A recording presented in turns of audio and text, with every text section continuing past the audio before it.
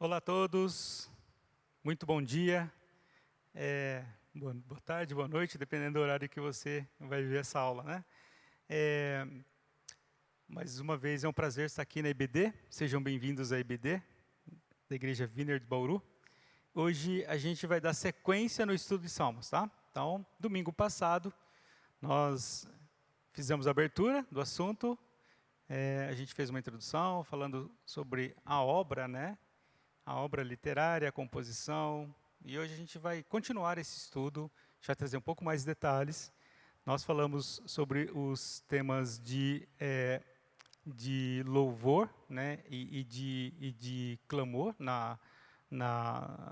no domingo passado, e hoje a gente vai continuar os temas, tá bom? A gente vai continuar esse estudo, esse é o propósito da aula de hoje, tá bom? Muito bem, antes de a gente iniciar, vamos fazer uma oração pedindo a orientação do Espírito Santo e que Deus possa estar no controle, na condução desse estudo. Tá? Então feche seus olhos e peça a Deus para que essa aula realmente atinja o seu propósito, né? Que é promover em nós edificação, mudança, crescimento espiritual, nos levarmos mais próximos de Deus. Bom? Senhor Deus, obrigado por esse momento. Mais um momento que temos para desfrutar da Tua palavra, para estudarmos da Tua Escritura, da Sua Santa Escritura, Pai. Obrigado por cada um que está assistindo, obrigado por essa igreja, pela liderança da igreja, por toda essa estrutura que temos aqui, pela liberdade de estarmos expressando nossa fé e fazendo isso de maneira pública, livre. Obrigado, Pai amado, por tudo que tem feito, né, pelas Tuas misericórdias sobre nós. Abençoe essa aula, que Teu Espírito Santo possa estar guiando, ó Pai amado, esse processo, possa estar guiando esse estudo, que essa palavra encontre corações dispostos a ouvir, a obedecer, que encontre realmente terra fértil, que Teu Espírito Santo possa estar agindo de maneira personalizada com cada um que estiver assistindo, Pai amado, cada um que for ouvir, que o Senhor possa atuar de maneira personalizada, promovendo crescimento, cura, edificação, para a honra e glória do Teu nome, em nome de Jesus. Amém. Amém? Muito bem. Dando sequência, então, ao livro de Salmos, né?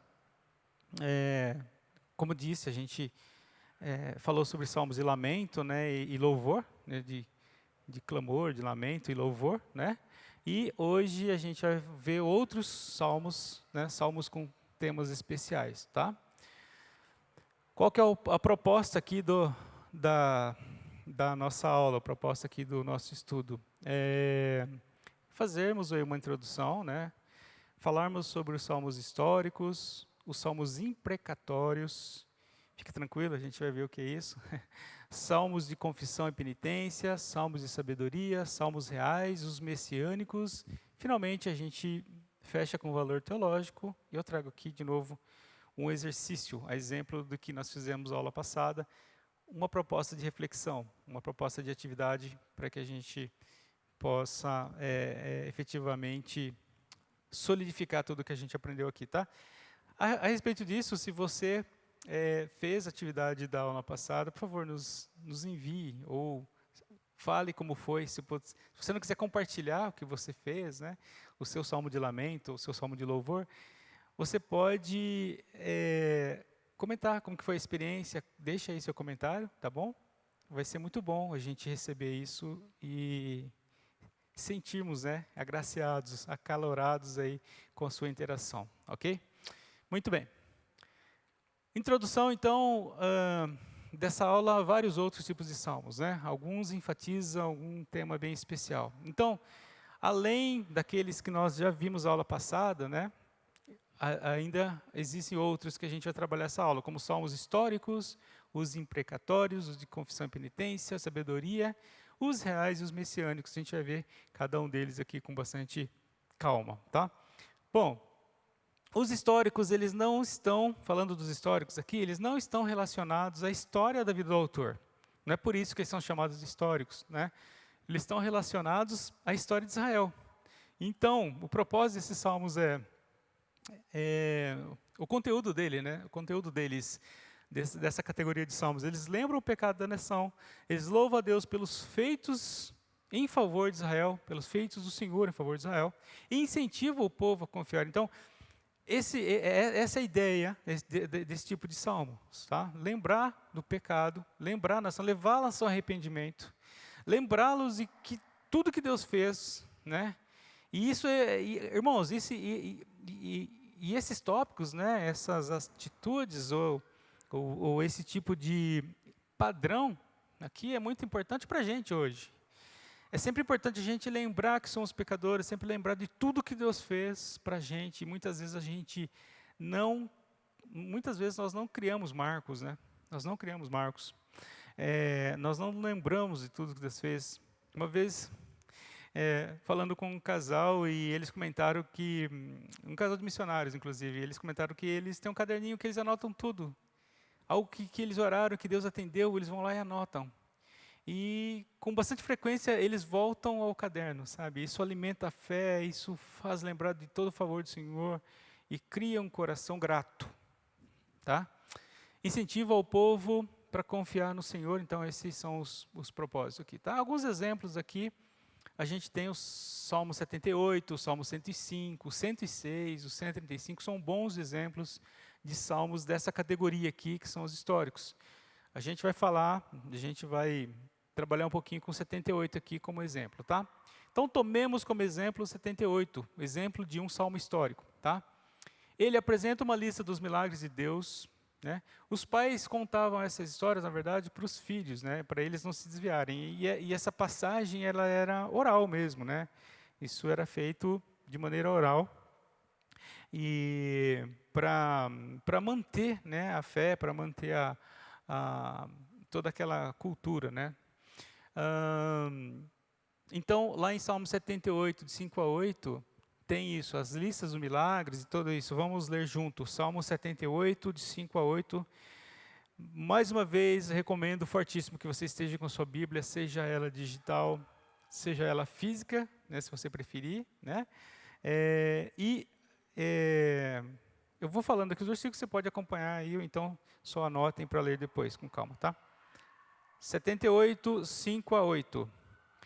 Ele estabeleceu uma lei em Jacó, determinou um código de conduta em Israel, ordenou aos nossos pais que ministrassem a nossos filhos, para que a geração seguinte o aprendessem, e os filhos que haviam de nascer quando maduros o transmitissem igualmente aos seus filhos, para que depositassem em Deus sua confiança e não se esquecessem dos feitos de Deus, mas que guardassem seus mandamentos, tá? Esse é o propósito. E o 8, né, a fim de não se tornarem como seus pais, geração indócil, né? Rebelde, geração de coração inconstante e espírito infiel a Deus. Olha como é importante esse ato de a gente sempre lembrar do que Deus fez, lembrar do propósito, lembrar das promessas também, lembrar de que Deus é, né, para que a gente preserve o nosso coração, né? O Provérbios fala de tudo que a gente possa pensar em guardar, em proteger, em cuidar, em zelar, a gente tem que guardar o coração, né? Porque dele procede as fontes da vida, né? Então, esse tipo de salmo, ele tinha esse propósito, tá? A retrospectiva dos milagres no Egito são recorrentes nesse tipo de salmos, né? Está ali de 9 a 12, de 9 a 20. A gente vai ler só alguns aqui, tá? Se os filhos de Efraim, arqueiros armados, retrocederam no dia de combate, é porque não guardaram a aliança com Deus e recusaram seguir a sua lei. Esqueceram dos seus atos de prodígio que ele mostrara. Ele realizou maravilhas diante de seus antepassados na terra do Egito, na região de Zoan. Dividiu o mar para que pudesse passar, fez a água erguer-se como um muro. Durante o dia guiava-os por meio de uma nuvem, a noite toda por um clarão de fogo. E assim ele continua aqui fazendo uma retrospectiva, relembrando todos os feitos do Senhor, que milagrosamente, com mão forte, tirou o povo do Egito, né? Conduziu para a terra, fez-o entrar, fez-o herdar aquela terra, uma região muito produtiva e muito nobre. E o povo esqueceu rapidamente. E a gente olha e fala, puxa, mas como que o povo esquece? A gente também, né? Quanto Deus já não fez por nós e como é fácil a gente se entreter, né? Se a gente se distrair, né? Se distrair com muitas coisas, né? Assim como Marta, né? A gente se distrai com muitas coisas, com muitos afazeres, né? Mas uma coisa só importa, né? Disse o Senhor a Marta, né? Quando a visitou, né? Então, assim, a gente se distrai e com coisas legítimas, irmãos. Isso é perigosíssimo, tá? E o propósito desses salmos históricos é esse, né? É fazer essa lembrança, é trazer o povo à consciência, né? É renovar a consciência, a memória do povo, tá? O povo se esqueceu do poder de Deus e a entrada na Terra Prometida. Então, ele tem essa estrutura, ele tem esse propósito, ele tem esse tipo de conteúdo, esse tipo de salmo aqui da natureza histórico, tá?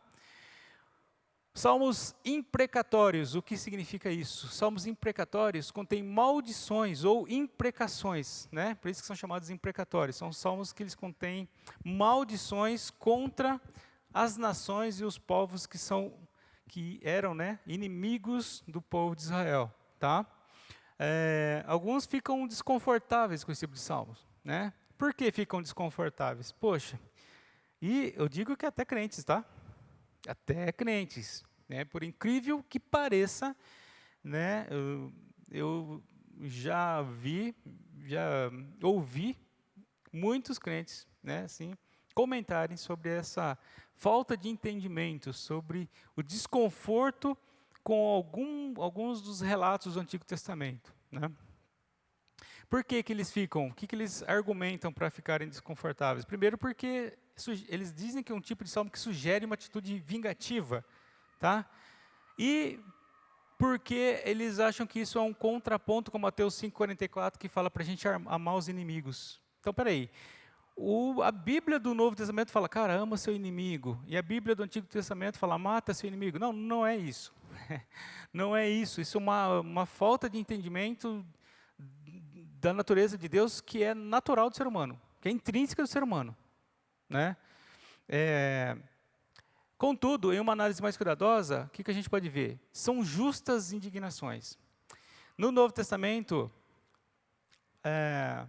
é dito para a gente amar os inimigos. Sim, é dito para amar os inimigos. Só que no Novo Testamento, a gente encontra o livro de Apocalipse. Quero lembrá-los disso. Que o justo juiz vai se levantar para jogar todo o povo, vai julgar todo o povo, né? Então, isso também está no Novo Testamento, tá bom? Não são movidos por sentimento de vingança. Então, a gente vai entender que as motivações desse tipo de salmos imprecatórios, não são vinganças, tá? Temos como exemplo o Salmo 109, né? O 109, de 2 a 5, a gente vê que os ímpios mentiram, fizeram falsas acusações contra o justo. E no 109, de 6 a 20, a gente vê que o autor pede castigo, tá, sobre isso. Tá? Então, vamos dar uma olhada no Salmo 109, de 2 a 5. Fala assim, Salmos 109, de 2 a 5, se você está acompanhando aí na tua casa, Salmos 109, de 2 a 5. Fala assim, porquanto homens ímpios e falsos propagam mentiras contra mim, espalham calúnias ao meu respeito, cercam-me com discursos de ódio e combatem-me sem motivo, acusam-me em paga de minha amizade. Eu, contudo, dedico-me a orar por eles. Tá? Salmo ao regente do coro, né? ao líder do ministério de louvor, né? Um salmo de Davi. Davi fala que eu, contudo, dedico a orar por eles. Isso não é amar o inimigo? Eu acho que a maior atitude de amor que você expressa para alguém que te persegue, que alguém que claramente não gosta de você, é orar para que essa pessoa seja salva. Porque a melhor coisa que pode acontecer para um ser humano, é ser salvo do pecado, ser salvo da condenação eterna, né? É encontrar-se com o Senhor Jesus, tá? E ele orava para que Deus tivesse misericórdia, tá? E no 6 a 20, o autor pede então que Deus entre em cena, que Deus faça juízo, né? Então, Sentenciam eles, suscita a seu lado o maligno acusador Satanás, que ele se põe à sua direita. Citado em juízo, seja declarado culpado, e fique sem efeito sua apelação. Sejam abreviados seus dias e um outro assuma o seu cargo. Fiquem órfãos seus filhos e viúva sua esposa. Andem errantes seus filhos a mendigar e a esmolar. Então aqui ele clama ao Senhor por juízo, por justiça, tá? O outro exemplo é o Salmo 139. Entre os versículos 19 e 22, Davi clama a Deus que mate os seus ímpios. Davi realmente ali clama ao Senhor por isso, tá? E do 139, do 23 ao 24, Davi se identifica com a ira de Deus. Ele se importa com a causa do Eterno. Avançando. Bom, cristãos modernos, né, contemporâneos, pós-modernos, né, eles tendem a amenizar a seriedade do pecado. E isso está diretamente ligado com o desconforto com esse tipo de salmo. Como que Davi clama para que Deus mate seus inimigos? Irmãos, uma coisa é você odiar aquela pessoa no teu emprego que a tua sogra, aquela pessoa no teu emprego que te persegue, né, que vive procurando um momento na reunião para te expor, sabe? Aquele detalhe no gráfico que você esqueceu, é ela que vai erguer a mãozinha e falar, putz, você não colocou ali, né?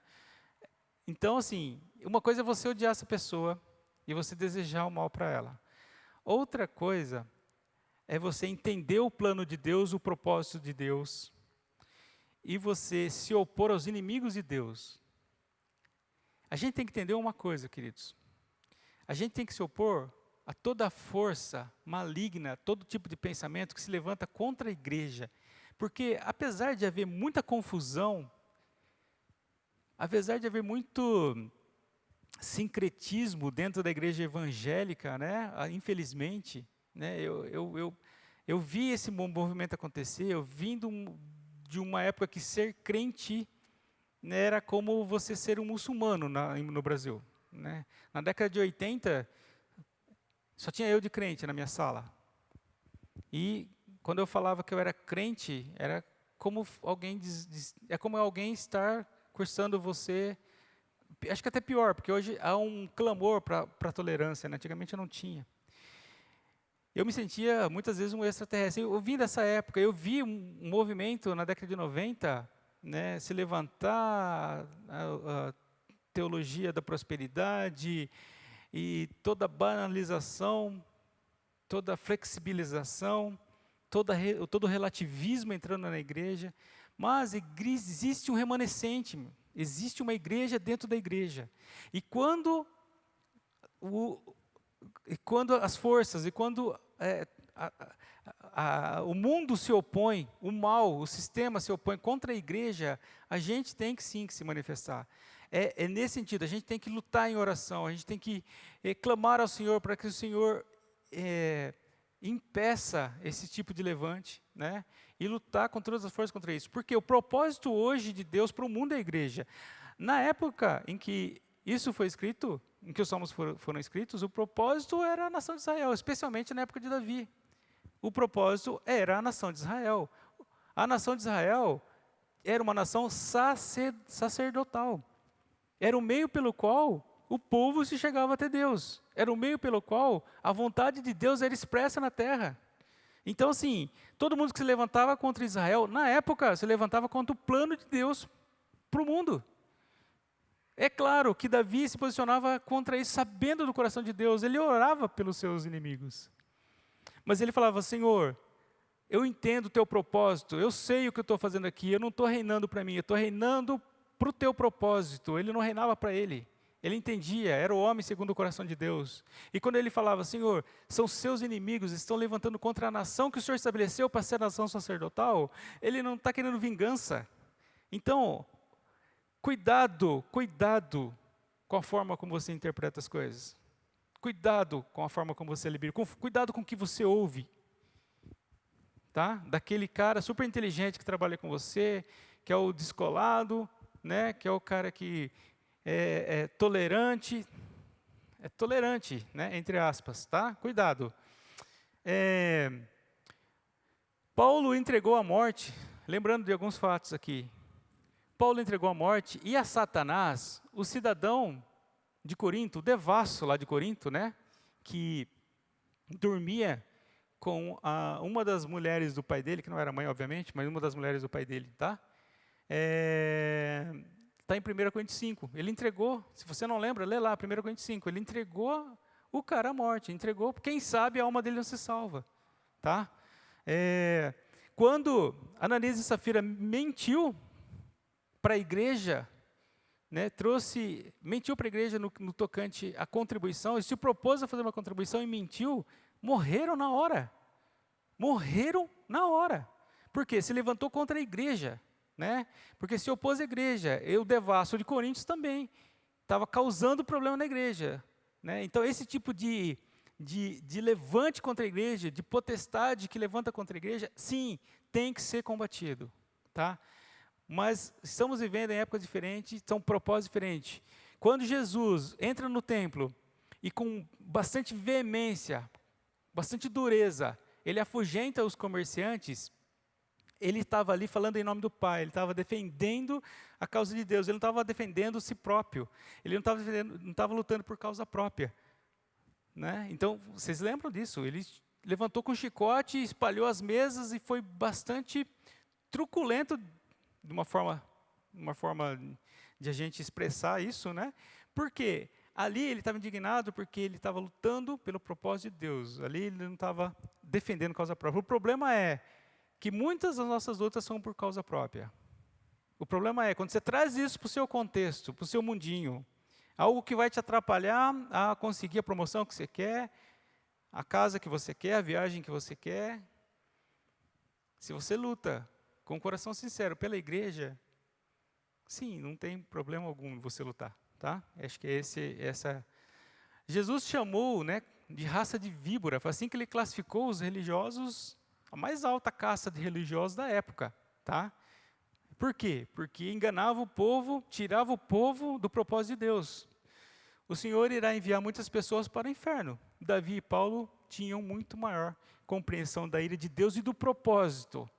O problema é não entender o propósito, tá? Os salmos de confissão e penitência são salmos muito, muito relevantes. Acho que traz um conteúdo, uma lição muito forte para a gente, tá? Expressa um sentimento de aversão, de repúdio ao pecado. Quem ama a Deus tem disposição em confessar os pecados, se humilhando diante do Senhor. Vale lembrar que quando surge João Batista pregando no deserto, a mensagem que ele pregava era a mensagem de arrependimento, né? O evangelho é uma mensagem de arrependimento. Tem um pastor, o pastor Luciano Subirá, que ele fala que o arrependimento precede a fé. É claro que nós, por nós mesmos, nós não conseguimos reconhecer que somos errados. Se não reconhecemos, não tem sentimento de arrependimento. É o Espírito Santo que provoca isso. Mas ele precede a fé porque quem se arrepende está disposto a ouvir, e a fé vem pelo ouvir. Quem se arrepende se interessa em querer mudar, então para ouvir, para aprender, tá? O arrependimento é a chave do evangelho, é a chave da salvação, tá? É a chave de um coração convertido. E esse tipo de salmo aqui, de confissão e penitência, eles expressam isso, essa aversão ao pecado, né? Irmãos, uma característica do crente genuíno, né? Do cristão verdadeiro, é a sua aversão, o seu repúdio ao pecado. Pecado lhe dói. Não significa que ele não os comete. Todos somos passíveis, todos pecaram, disse a Bíblia. Todos pecaram e destituídos estão da glória de Deus. Essa é a consequência do pecado. Agora, o pecado é um acidente na vida do crente. Crente que cultiva pecado, crente que se dá bem com o pecado, tem algo errado. Tem algo, para e pensa. Eu e você temos que fazer essa reflexão. O que fazemos que desagrada a Deus? Seja de coisas pequenas, não estou falando de pecados grosseiros, isso aí é óbvio que a gente já não deve fazer parte da nossa vida. Mas no nosso dia a dia pode haver algum hábito que a gente faz que desagrada a Deus. A Bíblia fala que se você não trata bem a sua esposa, que é a parte mais fraca, as suas orações não são impedidas. Então, queridos, nós temos que, sim, sermos vigilantes, estarmos sempre incomodados com isso, com o pecado, tá? O exemplo de salmo de confissão e penitência é o 51, né? No 51, 2, ele deseja que o Senhor lhe apague os pecados e lhe purifique. Vamos ler, esse salmo é o salmo que Davi escreveu depois que ele foi confrontado pelo profeta, né? E pelo profeta Natã, né? E ele é levado à consciência, é gerado nele um arrependimento muito profundo, né, de ter cometido pecado, e ele escreve esse salmo, que é um salmo de confissão e penitência. Fala assim: tem piedade de mim, ó Deus, segundo a tua misericórdia, conforme a tua clemência, apaga as minhas transgressões, lava-me de toda a minha culpa, purifica do meu pecado, tá? Então 1 e 2, ele deseja que seus pecados sejam apagados. 3 e 4, ele reconhece, admite que pecou, tá? Um padrão de oração também a ser observado, tá? Pois no meu íntimo reconheço as minhas transgressões e trago sempre presente o horror do meu pecado. Olha só, meu irmão, as palavras que ele usou. Eu trago sempre presente o horror do meu pecado. Ele ficou horrorizado, ele estava profundamente arrependido. Não tenha dúvida nenhuma que se ele pudesse voltar no tempo, ele não faria aquilo, tá? Pequei contra ti somente, e pratiquei o mal que tanto reprovas. Portanto, justa é a tua sentença, e incontestável ao julgar-me condenado. Você é capaz de fazer uma oração dessa? Será que eu sou capaz de fazer uma oração dessa? Senhor, eu pequei e, sim, pode me condenar. É justa a sua condenação, porque eu pequei contra ti. E somente contra ti. É isso que importa, nada mais importa. Eu pequei contra ti, né? E sim, eu mereço todo o castigo. Será que nós somos capazes de fazer esse tipo de oração? Por isso que Davi era o homem segundo o coração de Deus, né? Por isso que ele foi, por isso que a bandeira de Israel hoje, 2000, ele foi 1000 anos, né? Estamos falando de 1000 e poucos anos depois, tem uma estrela que leva o nome dele, tá? Por isso que Deus o usou dessa maneira, tá? Do 7 ao 10, ele pede limpeza total e um coração puro, do 7 ao 10. Então, vamos lá. Portanto, purifica-me com esopo e ficarei limpo, lava-me mais branco do que a neve serei, faz-me voltar a ouvir o júbilo de alegria, e os ossos que esmagasse exultarão. Esconde o rosto do meu pecado e apaga todas as minhas iniquidades, tá? Então, ele pede limpeza total. No 11 ao 13, ele pede para não ser esquecido e assim restaurar a sua alegria, tá? Veja como ele é de fato, né? Isso é arrependimento, queridos. Essa é a postura de arrependimento. Não é aquele arrependimento superficial, né? Pro forma, arrependimento pro forma, só um padrão de arrependimento, existe uma forma de se arrepender ali, um template, né, um modelo de arrependimento, você segue aquilo. Não, um arrependimento profundo, visceral, né, arrependimento completo, tá? E aqui no 11 ao 13 ele fala, ele pede para não ser esquecido. Vamos dar uma olhada aí, você que está acompanhando. Não me afastes da tua presença, nem tires de mim o teu Espírito Santo. Restitui-me a alegria da tua salvação e sustenta-me com o espírito disposto a obedecer. Então ensinarei os teus caminhos aos transgressores, para que os pecadores se voltem a ti também. Impressionante como ele era um homem muito à frente do seu tempo, no que diz respeito à obra que o Senhor está fazendo, né, na terra. Ele sabia completamente o seu propósito. E o medo dele era a ausência do Espírito Santo. A grande preocupação dele, o grande temor, não era perder o trono, não era perder a vida. A gente vê na sequência da história, você que estudou a história de Davi, sabe disso. Ele pagou pelos seus erros. Ele perdeu o filho da Batseba, né, morreu. O menino morreu. Deus falou, ele não vai viver. E ele orou a Deus enquanto o menino estava doente. depois que o menino morreu, ele parou o jejum, ele entregou a Deus e falou: Senhor, justo é a sua decisão. Olha que coração, que capacidade, que temor, que grandeza desse homem, né? E no 14:17 ele louva o Senhor em Candeia. E assim, essa era a atitude de Davi, né? Ele sempre já agradecia ao Senhor, ele sabia, né, a quem servia. Salva-me do pecado, do sangue derramado ao Eterno, Deus da minha salvação, para que a minha língua seja livre para cantar, exaltando a tua justiça. Ó Senhor, dá palavras corretas aos meus lábios, para que a minha boca possa proclamar o teu louvor. Não te deleitas em sacrifícios, nem te comprazes em oferendas, pois se assim fosse, eu os ofereceria. Ele está falando isso numa época em que tinha uma legislação vigente que ordenava sacrifícios.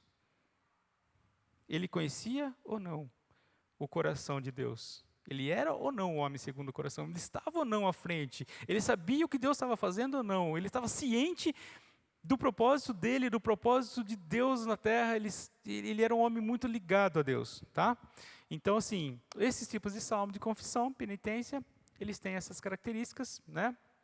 A gente pode ver essa mesma estrutura, esse mesmo teor, nos Salmos 32, no Salmo 51, né? E a gente também tem outros destaques aqui que eu coloquei, como 1 João 9. Aí vocês podem depois estar lendo com mais calma. Salmos de sabedoria. O grande exemplo desse tipo de salmo é o Salmo 1, né? Aquele que habita no esconderijo do Altíssimo, tal. Então é um salmo que ele remete, né, a uma vida sábia, justa, temente ao Senhor, tá? O Salmo 1 compara a vida do justo com o ímpio, né? Então, do 1 ao 5 a gente pode ver isso, né? O Salmo 73, ele se parece muito com o livro de Jó, né? É um salmo de sabedoria. Jó é um livro de sabedoria, né? Jó reflete sobre as circunstâncias da vida. Jó reflete sobre o relacionamento de Deus com o homem. Jó reflete sobre quem nós somos e quem Deus é. Jó fala sobre a nossa incapacidade de entender Deus e a nossa presunção de querer discursar sobre quem Deus é. Foi assim que os amigos deles erraram miseravelmente, né? Querendo entender Deus, querendo advogar a favor de Deus, querendo colocar Deus numa caixinha de maneira previsível. Não, que nós possamos nos colocar nos nossos lugares. Nós somos criatura, tá?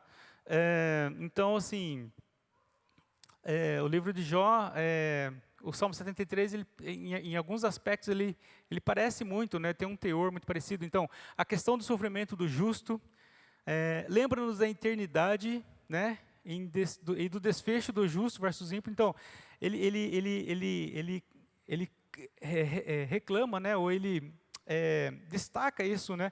Parece que o ímpio se dá bem. A gente vê isso também no livro de Salmos, né? No livro de Jó. Então, o 73 fala isso. Mas depois o salmista olha para além da janela do tempo que a gente vive, desse sopro de vida que somos. Ele olha para a eternidade, né? Ele vai além do temporal, passa para o atemporal. Aí ele entende o que está acontecendo, tá? Descanso na promessa de Deus, do Deus conosco. Então, descanso na promessa do Deus que é presente, ou do Deus conosco, tá? Certeza da recompensa e apegar-nos a Deus para o fortalecimento. Então, é um salmo que ele se lembra, ele tem uma característica muito parecida com o livro de Jó, e é um tipo de salmo de, assim como o Salmo 1, um salmo de sabedoria, tá bom? É uma outra classe de salmos aqui. Os salmos reais, né? Os salmos reais não significa que existem salmos que são falsos, tá? Salmos reais porque fala de realeza, fala de reis, fala de domínio, né? Fala de senhorio, tá? Então, salmos reais fala sobre isso. Então, são a respeito de reinos terreno e de reino celestial, de reino espiritual, do reinado de Deus, tá? Sobre reino terreno, a gente tem os seguintes capítulos: 20, 21, 45, 72, 89 e 132, tá? Sobre reino terreno, então fala de proteção ao rei, vitória contra seus inimigos e assim vai. Abra aí, por gentileza, no Salmos 20, capítulo 20.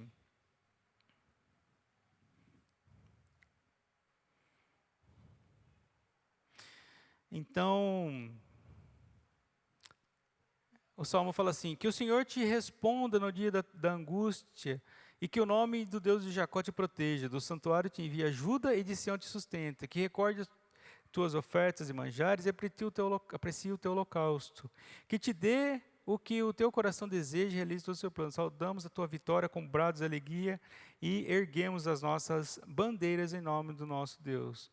Que o Senhor atenda a todos os seus pedidos. Agora sei que o Senhor da vitória é o teu ungido, então é um salmo de celebração a uma vitória, então fala de, como está ali, né? Proteção ao rei de Israel e vitória contra seus inimigos. Então é um salmo que fala sobre reinado terreno.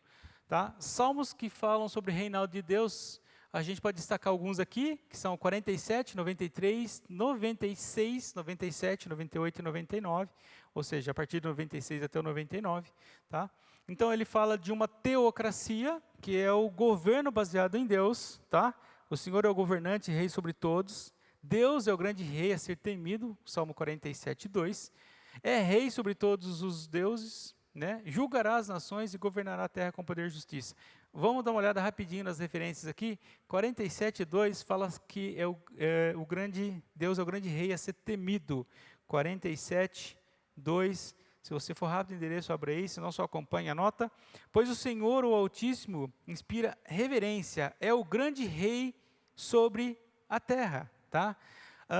É rei sobre todos os deuses. 95, 3 fala sobre isso, que ele é rei sobre uma das referências aqui que eu coloquei, né? 95, versículo 3. Pois o Senhor é o grande Deus, o magnífico rei, acima de todos os deuses. Tá bom? Você crê nisso? Tá?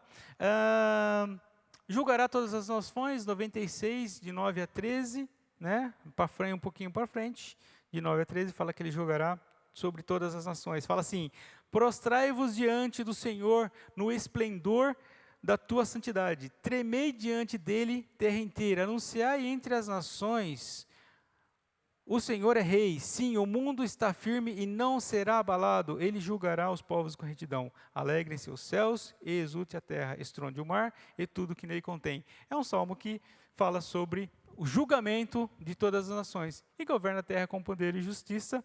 99, 4 fala que ele é poderoso, o rei poderoso que ama a justiça, tu estabeleceste a retidão, o direito e a equidade em Jacó, tu pessoalmente os instruíste. Então fala sobre um governo que vai ser reto, né? Então são tipos de salmos reais, que falam tanto de reino terreno, quanto de reino, quanto o reino de Deus, o reino eterno, tá? Salmos que se referem ao nosso Senhor Jesus, salmos ditos messiânicos. A gente tem aqui algumas características. Primeiro, os salmos de Davi, eles não mencionam o nascimento virginal de Jesus. É uma curiosidade, tá? Esse detalhe é revelado 250 anos depois da compilação da obra do livro de Salmos. O livro de Salmos já tinha sido compilado. 2 séculos e meio depois, Isaías, em Isaías 7,14, fala, e nós estudamos Isaías, né? E ele fala realmente que é de uma virgem, né? Nosso Senhor nasceria de uma virgem. Salmos 2 e 110, Deus estabelecerá seu filho ungido como rei em Sião. Vamos dar uma olhada em Salmos 2, 6. Se você for rápido, novamente, Salmos 2, versículo 6, fala assim: fui eu que consagrei meu rei sobre Sião, meu monte sagrado. Tá? Então fala sobre o seu filho em Sião. Ele governará toda a terra e seus inimigos serão destruídos. Fala da segunda vinda, né? Salmo 2, de 8 a 12. Né? E o Salmo 110 revela que o rei era o Senhor de Davi. Esse é bem legal. Vamos ver se a gente acessa rapidamente aqui. Salmos 110. 1 fala assim. Salmo 110, 1 fala assim: assim declarou o Senhor ao meu Senhor: assenta-te à minha direita e aguarda enquanto os teus inimigos dos teus inimigos faço um objeto de descanso para os teus pés, enquanto eu ponho os teus inimigos debaixo dos seus pés. Davi está falando isso, foi Davi que escreveu. Assim disse o Senhor ao meu Senhor. Olha só que impressionante. Que impressionante. Davi sabia, de algum modo, né, sobre o governo de Jesus Cristo. De repente, obviamente que não na figura, na pessoa de Jesus, mas ele sabia dessa figura, desse governante que viria, que era o Senhor dele, né? Assim como Jesus é o nosso Senhor e Deus é o Senhor do nosso Senhor, Davi já se posicionava dessa maneira, muito legal, muito fora do seu tempo, né? Então, esse tipo de salmo messiânico. Então, a gente encontra esse tipo de salmo no meio da obra, né? No conteúdo da obra toda, tá? Deixei aqui alguns exemplos para vocês. Ok, vamos chegando ao final, então, de mais uma visão geral aqui dos livros de Salmos. Vamos falar do valor teológico do livro de Salmos, tá? É um complemento, esse valor teológico aqui é um complemento da aula passada. Se você não assistiu, assiste aí. A aula passada tem também um valor teológico lá. E isso aqui é o complemento daquele, tá? Porque é uma sequência do estudo. Deus participa de maneira soberana da direção da vida do crente. Então, esse é um exercício importante para a gente, né? O exercício de a gente manter viva a consciência de que, primeiro, o relacionamento com Deus ele é muito pessoal, né? A gente não pode viver um cristianismo se alimentando ou se baseando, se pautando em um culto semanal. Isso é muito pessoal, e Deus é pessoal, Deus trata de maneira pessoal. Acredite nisso, tá? Invoca, a Bíblia fala que a gente tem que invocá-lo, né? E quem invocá-lo será atendido. Então, busque viver o evangelho de maneira pessoal, tá? E Deus, sim, se importa com o nosso dia a dia, se importa com a nossa vida, né?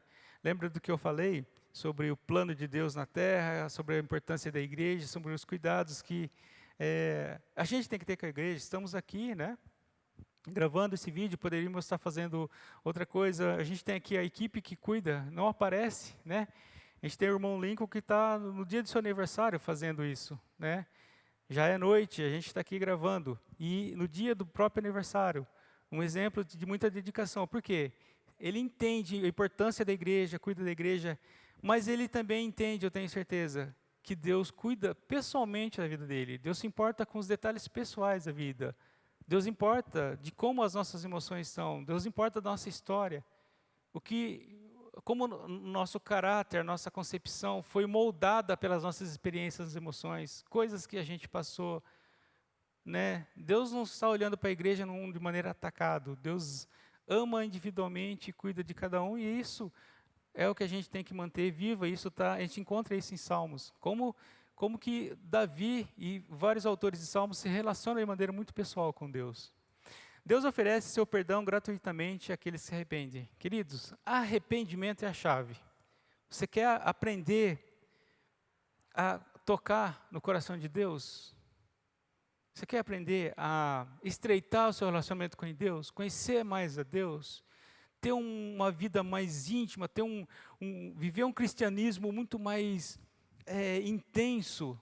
Muito mais próximo, conhecer os segredos de Deus, como Deus revelou aqui para o nosso querido pastor Luciano Subirá, que eu comentei com você, aquele lance, aquele detalhe do servo da orelha furada. Deus quer revelar isso para você, para mim, e outras coisas. A Bíblia fala que Deus revela os seus segredos àquele a quem Ele ama e a quem Ele está perto, tá?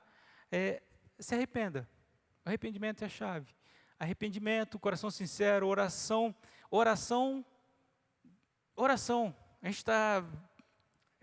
A gente vive agora em agosto, Dia dos Pais. É uma oração de intimidade com o Pai, é uma oração tete a tete, né? Não é uma reza, um mantra, não é uma oração vazia, um discurso vazio, uma repetição de um texto bonito, não. É uma oração tua, o que sai do teu coração, da forma como você sabe fazer, com os recursos orais que você tem, é isso, tá? Deus odeia o pecado e julgará o pecador. Não se engane com o discurso humanista, com o discurso que tem tomado, inclusive no meio da igreja, infelizmente, não se engane com o discurso homocêntrico, né? Antropocêntrico, melhor dizendo, antropocêntrico, é o homem no centro de tudo, né?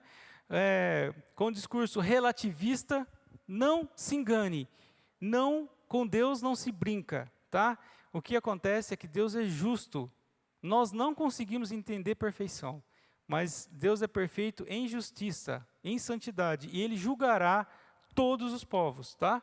Então, querido irmão, não se deixe levar pela corrente filosófica dessa era pós-moderna que a gente está vivendo.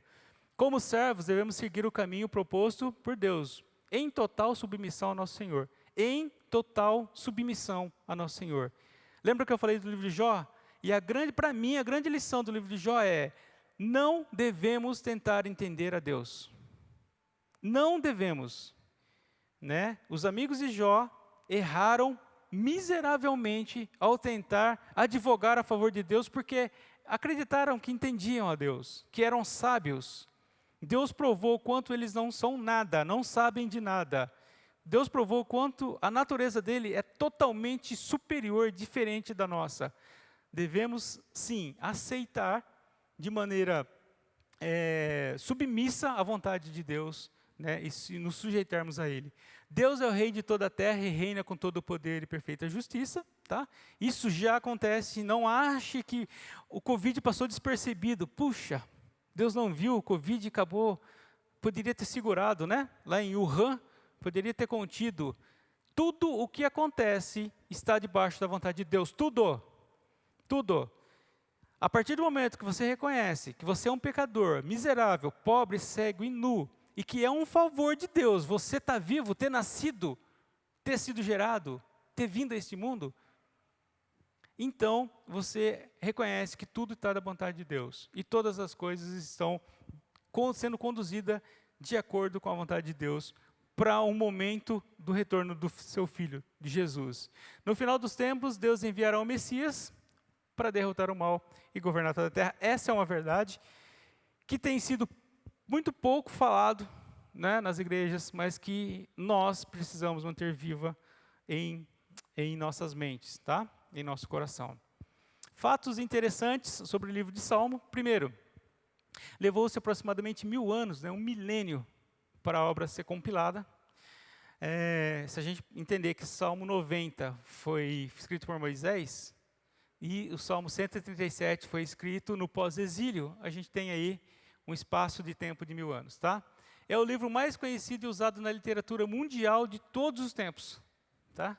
São mencionados cerca de 90 vezes só no Novo Testamento, só para você ter ideia. Alguns sinônimos do livro de Salmos. Salvo, justo, né? Os sinônimos são retos, oprimido, humilde, pobre, fraco, retos de coração, tudo isso, Salmos, o livro de Salmos, a obra, né, literária, se refere a um salvo, um justo, tá? Piedoso, fiéis, limpos e santos. Sinônimo de ímpio, dentro da obra do livro de Salmos, são pecadores, transgressores, injustos, perversos, apóstatas. O apóstata é aquele que deixou a fé, tá? Que abandonou a fé, que abandonou a doutrina cristã. Povo sem virtude, inimigos do Senhor, nécios, insensatos, nécios são loucos, né? Insensatos, altivos, soberbos, enganadores, hipócritas, tá? O Salmo 53 é uma repetição do 14. A diferença só está na referência ao Senhor. O 53 usa Elohim, Deus, em vez de Yahvé, Senhor, tá? Os Salmos 21 se referem à história de Israel, do êxito ao retorno do exílio. 21 inteiro. Se você ler o 21 inteiro, ele conta a história inteirinha.